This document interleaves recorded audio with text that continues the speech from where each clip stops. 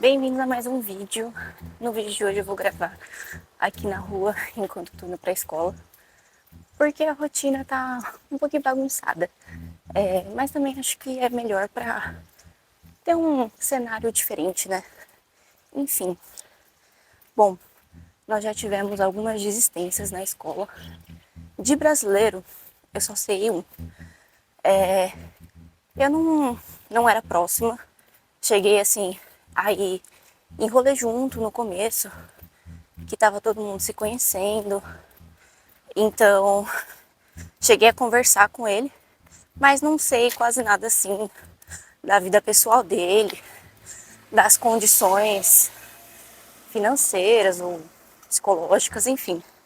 Mas o que eu sei é que tá dando um mês de aulas agora. Tipo, a gente chegou e a orientação foi numa sexta, né? Aí nem conta. Aí passou o final de semana, aí a gente teve 3 aulas, três semanas de aulas, e aí já foi o feriado da Golden Week, que foi 1 semana e meia de feriado, porque é uma junção de vários feriados, né? Então, a gente teve essa 1 semana e meia, a gente voltou às aulas numa quinta, aí então teve 3 semanas, mais 2 dias, e aí hoje é quinta de novo, então no total a gente teve certinho 4 semanas de aula. E já faz uns dias já que eu fiquei sabendo dessa decisão dele de ir embora. De outras desistências que eu sei são de outras nacionalidades. Por exemplo, uma amiga do meu namorado que é chinesa, aí um amigo russo dele tá vendo se vai ter que voltar, talvez esse final de semana, e tá resolvendo alguma questão pessoal. Mas no caso deles é diferente, por exemplo, no caso da amiga chinesa dele. Eu acredito que ela tenha pagado por um período curto de aulas. Outras pessoas que vêm para cá por outra agência ou por conta própria não precisam, assim, fechar 6 meses de escola, pelo que eu entendi. Eu sei que tem gente que pagou um período mais curto de aulas. Então, ainda mais para país que é mais próximo, né, país vizinho, a pessoa tem uma flexibilidade maior de vir visitar, experimentar um período curto e voltar, porque a viagem não é muito longa, né? Então, no caso dessa amiga chinesa dele, eu acho que ela experimentou, viu que não é para ela, ou teve alguma outra questão pessoal, e aí decidiu voltar. No caso do brasileiro, eu acredito que o contrato dele era igual ao meu, porque a gente veio pela mesma agência, né? E a escola a gente deixa pago 6 meses, né? Mas o contrato é 1 ano. Então, eu acho que tem uma multa se você não faz o semestre seguinte, né? Para completar 1 ano. Mas é que você não precisa pagar tudo de uma vez. A gente paga semestral, mas o vínculo é de 1 ano, pelo que eu saiba. E aluguel aqui também, né? O contrato mínimo é 1 ano para você não ter que pagar multa para sair. E ele estava dividindo apartamento com outro brasileiro.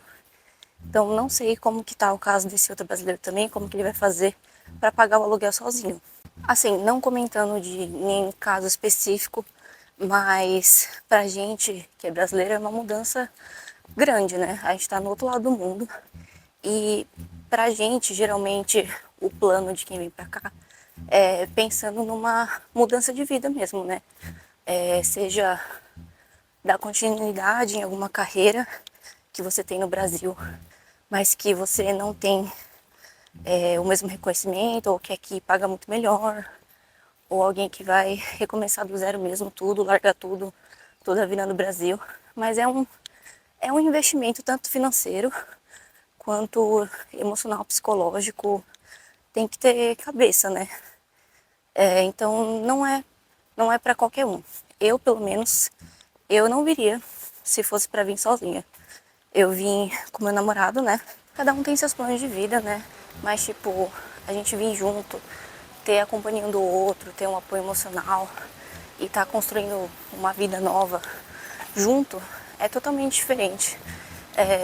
Eu, no Brasil, mesmo que estivesse difícil para conseguir emprego na minha área, que não esteja pagando bem, estivesse um pouco desmotivado em relação a isso também, minha família tá lá, meus amigos estão lá, eu tinha uma rede de apoio muito boa e tinha condições financeiras da minha família para eu sobreviver.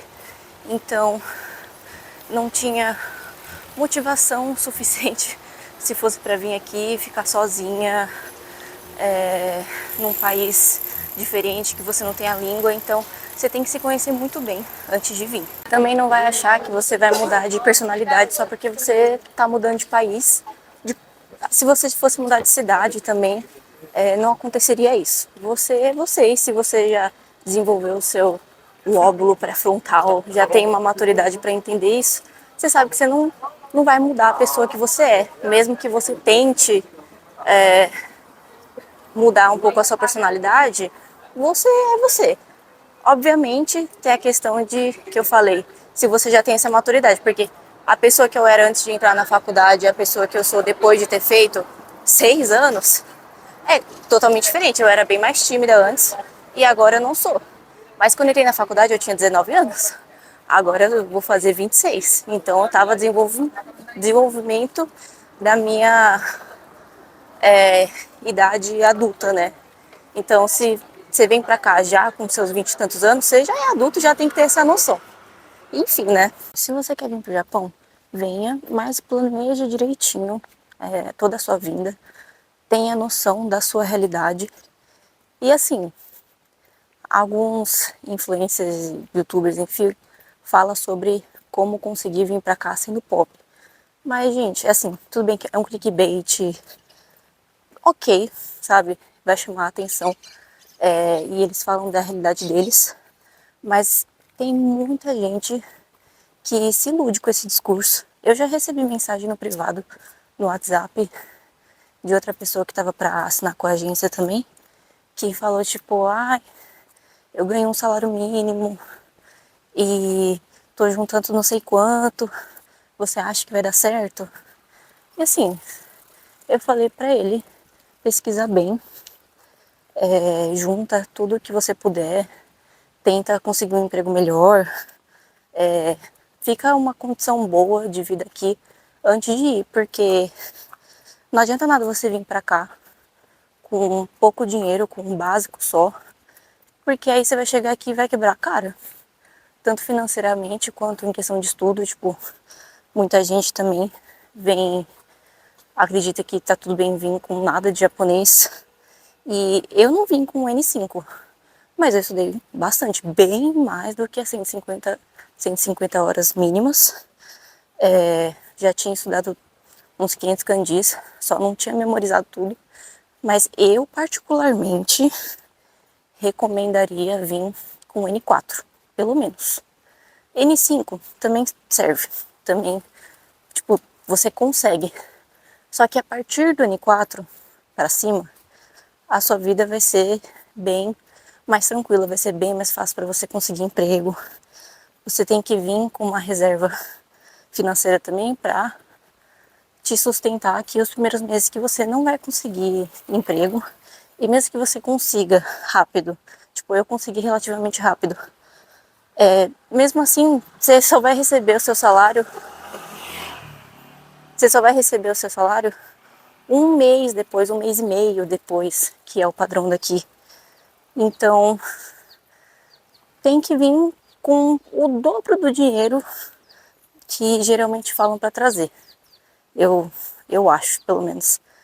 Porque alguns falam que o mínimo, e acho que a agência de intercâmbio recomenda mais ou menos 10 mil reais.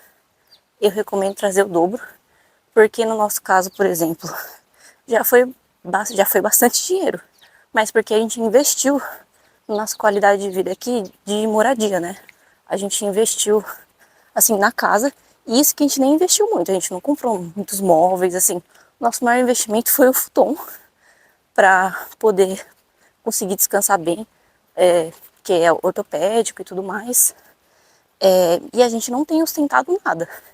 Então, sem ostentar, sem restaurante caro, sem ostentar outras coisas materiais e tal, tipo, e mesmo assim vai que vai dinheiro.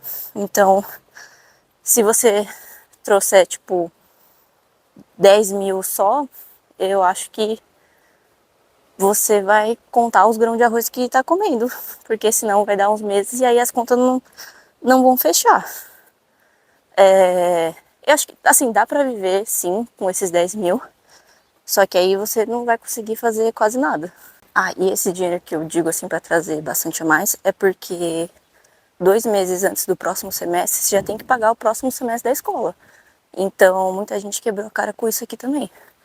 Porque as informações dadas pela agência eram meio confusas, eram meio contraditórias. Para a nossa escola específica não existe muito suporte.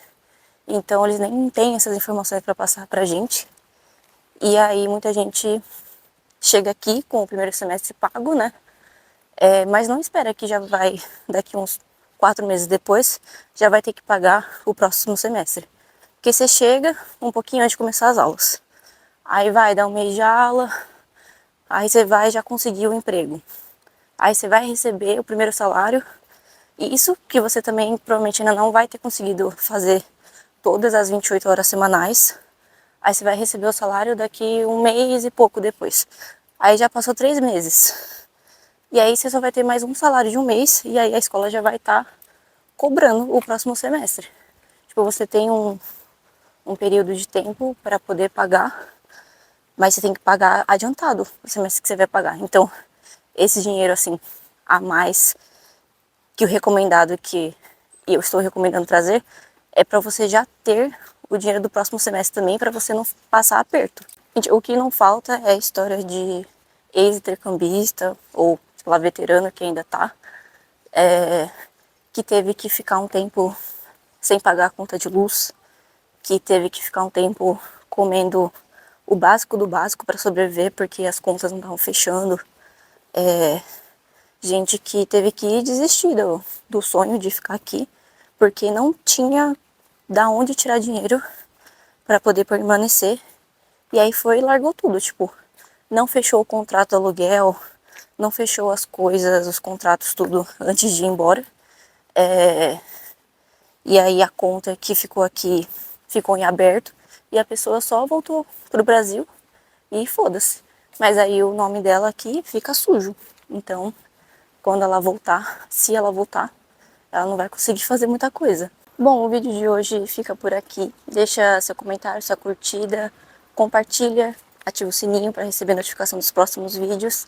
Me diz o que você achou sobre já tá a gente desistindo e sobre como tem que ter um planejamento e consciência financeira para vir, né? É isso, beijos.